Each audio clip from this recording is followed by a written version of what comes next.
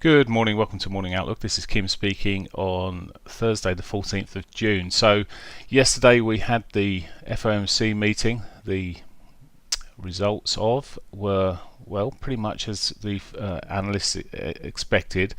Now, as I said yesterday morning, there was a chance in terms of the dot analysis that it could become four interest rate increases. Well, obviously I wasn't the only one thinking that, and pretty much yes, there was a reaction there. I don't think there would have been any big money in that reaction. The bigger money would have just been sitting there quite comfortably, and you saw the reaction soon afterwards. It just rallied back up and then just continued in that earlier sort of late morning sort of price action that had occurred. Actually, it probably started early morning and then chopped all over the place. But anyway, so sorry, I'm looking at an hourly here. Let's just come out to the daily first, and you can see, well, it's just running into its daily 34 at the moment. Now, it's the first time of this, and it could react to this. We do, of course, have the ECB meeting today, so we'll see how it is. I'm still looking, sorry, go back to the daily. I'm still looking for that daily 50 now. Well, with the ECB meeting will give sufficient share. There's always already an expectation, and I was watching it on the news earlier this morning in terms of the reduction or total ending of the quantitative easing that's going on. Now in the US, they're effectively quantitative tightening. In other words, they're reducing the money flow out there. Well, quantitative easing, well, that's where the Eurozone's still in, which is quite a step behind, of course, with 2% and quantitative tightening going on in the US. There's a bit of catching up to do here, and some of that may be built in because we've already seen and heard comments before they had to go quiet in the last few days. But we heard comments coming out that it should be sooner, and we'll have a pivotal meeting this month. Well, if it's a decent pivotal meeting, we could see some decent upside. Of course, it might disappoint yet, and it's you know how good Draghi is for talking things down. We'll see. But I still swing long and looking for a continuation of this move, as I said, to that daily 50. Now, intraday here, whilst this still looks reasonably good, intraday there is a daily pivot below, which has always got a reasonable probability of being hit. So we'll be watching for that on the break of the sort of trend line that's running, the short-term trend line that's running underneath there. It may signify further downsides through the morning, but we'll see how it runs. People may just neutralize their positions or whatever to see, as I say, keep out of the danger zone. But that's 12:45, and then 1:30 we've got Draghi speaking. So big day for the euro there today. The pound. The pound recovered as well. It looked at one stage that it was going to run all the way, continue its run back there, but these days look doji, spinning top, doji is real uncertainty. It leads to intraday whipsaw sort of price action, and you've seen it here time and time again. And it's looking maybe. I mean, I was quite bearish on it yesterday, and I may still become bearish if it starts breaking what will be a bit of a trend to the upside there. The short-term trend running up there. If that starts breaking, well, maybe I'll be looking at some point back for the daily pivot. Maybe wait for it to break the 60-minute 21 or something, just to be on the safe side there. But it could be running back down to that way.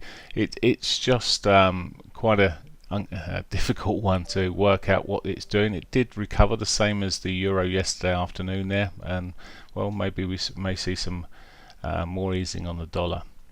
Okay, dollar yen. Start off on the big picture here first. So the dollar yen here, and well, dollar yen ran up and caught the monthly R1 there. It's since reacted to that and strengthened, which it's correlated with the pound and the euro in this respect, and well, just down to its 4-hourly 50 at the moment. Whether that can hold it, we'll see. That's a fresh cross through the 200 there. So there's a bullish cross a few days back. Just see how it holds. If it, I'm just looking 60-minute here as well. Again, these markets at the moment, they look relatively strong. In terms of where they're going, into strong for the dollar yen, the yen of course here, as it's coming off back towards that weekly pivot. At the moment it may just continue in that zone.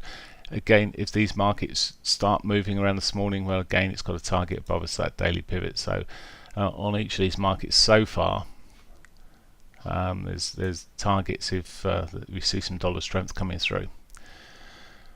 Aussie is a bit of an odd one here, maybe because the employment change at 2:30 this morning wasn't a good one, and it's seen some weakness. The unemployment figures are better, but the month-on-month employment change wasn't particularly great. Looking to sell, it's selling at the moment off.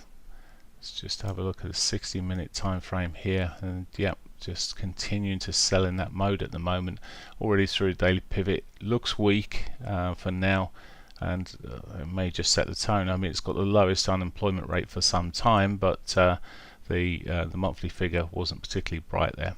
It didn't come in as expected. It was under forecast. So that's left it, as I say, erring on the weaker side there. So any weakness in the, or any strength in the US dollar may just see the Aussie dollar getting a bit more of a beating. And finally the Canadian dollar. It's been a tricky old one, and it doesn't really change too much, does it? Look where it's sitting here. It's just back in that range. It looks at one stage like it may be just carrying on pushing up, but no.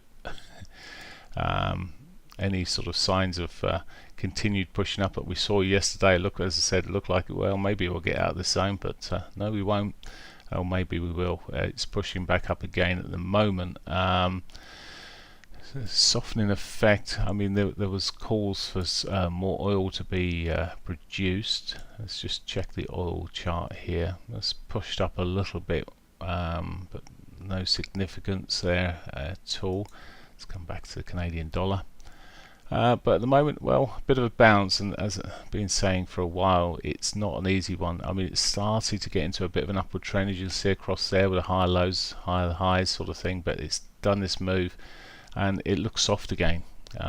No real reason for that, I can see, aside of just a general weakness there. Okay, that's pretty much it on that front. Just a reminder of news. We have got for the UK today, we've got retail sales at 9:30. Thereafter we've got the ECB press conference following, 12:45 we'll have the first notes coming from the ECB, and then at 12:45 we've got the press conference with Draghi. At the same time, just at 1:30 itself, we've also got core retail sales from the US, so we could get a bit of volatility initially, or just pre Draghi's speech, or just on as Draghi sits down there. You won't be able to put that against him, but whatever comes from him thereafter may obviously give quite a spin to these markets. Okay, that's it for me. Have a great day. Bye for now.